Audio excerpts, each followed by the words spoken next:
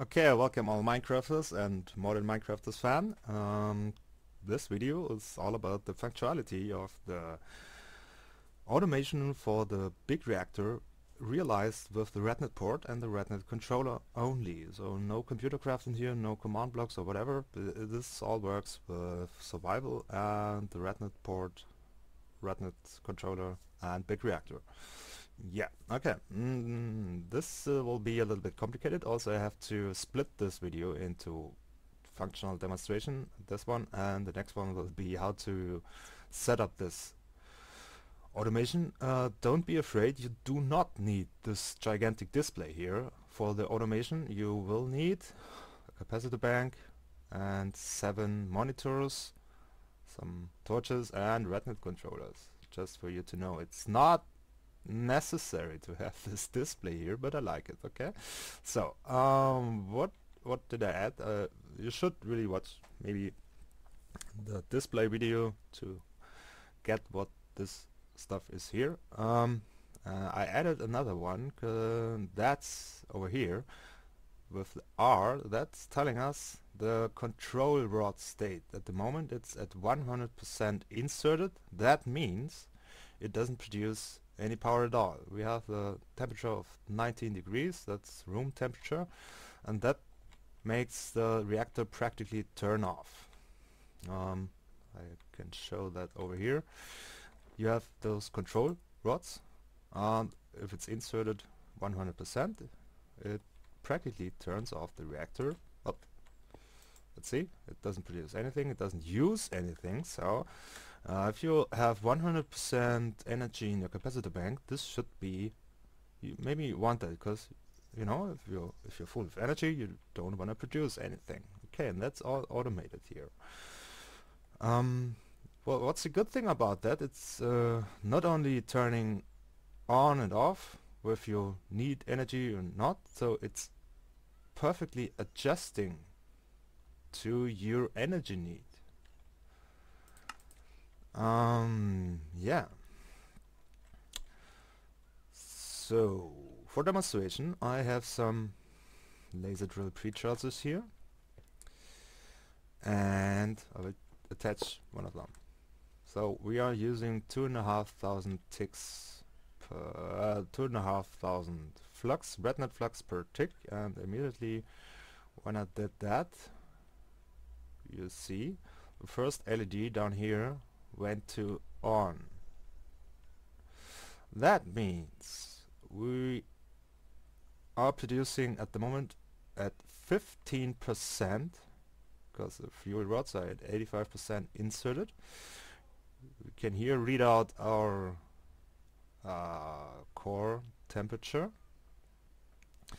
and over the time as the capacitor bank drops here, it will increase the power production, because at the moment we are using 2,500 RF per tick, and we are producing, let's see, that's the only one we can't read out here, I'm sorry, 1.1 kilo RF per tick, so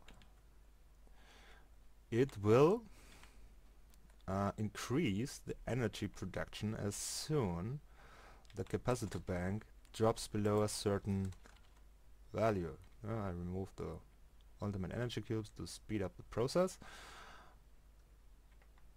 I think we should just speed it up. As you can see, it's dropping quite slow because we already produced some energy, but it still drops. And we will speed up the process with an empty energy cube, more energy consumption, until we have the next level. No, not yet. Okay, there we go. So you see, this is the next LED, this is the next step, and at the moment we are producing at 30%. So also the core heat increased, and we have unfortunately to check that here. We are producing 2.15 kilo RF per tick, so that would still cause over the long term the capacitor bank to drop, so we also speed that up a little bit here again. Whoop. and wait for the next step.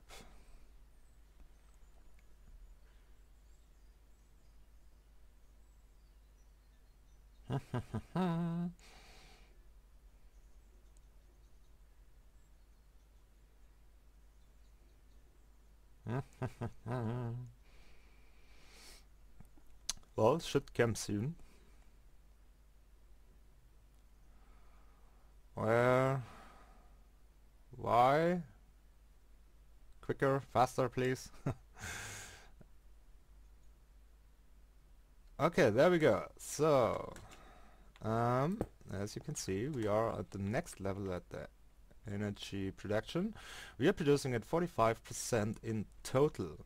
The core heat increased, and now we should produce something over. Yeah, we are producing 3.02 kilo-hours per tick. So over long term, this will adjust to this energy production as long as we just attach those 5 pre-chargers. And if you did the math right, we are producing 500 RF per tick more than we need, so this will fill up again, and if it has filled up to 100%, it will shut off the production and restart adjusting to that. I mean, the devices will always have enough energy because of the capacitor bank, and based on the percentage of the energy in this, just in this specific capacitor bank, the energy production will increase or fall based on your energy consumption.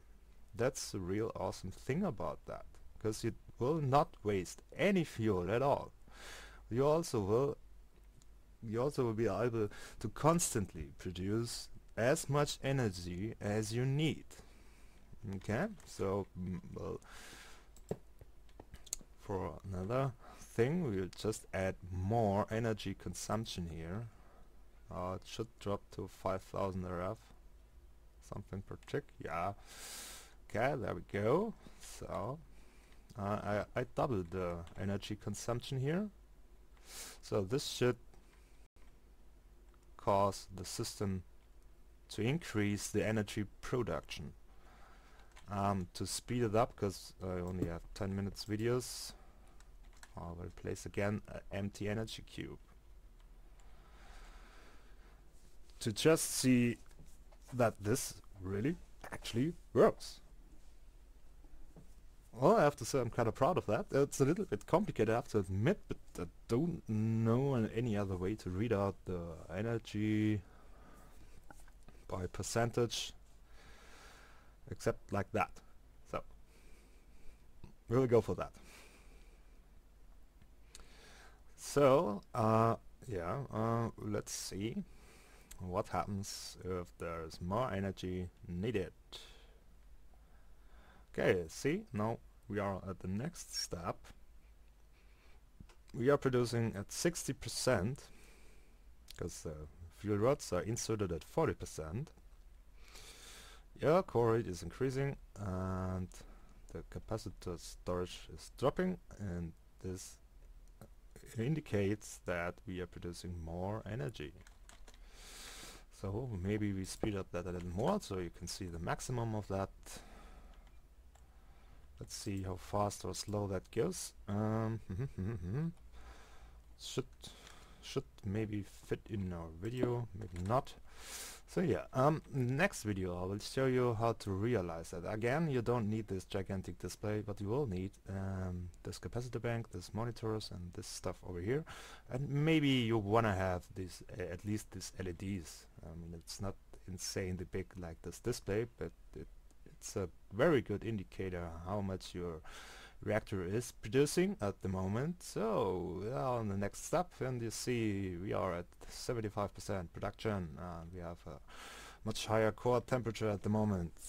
So yeah, okay, I hope this explains that a little bit, light it up, and you liked the video. So see you next time. Goodbye.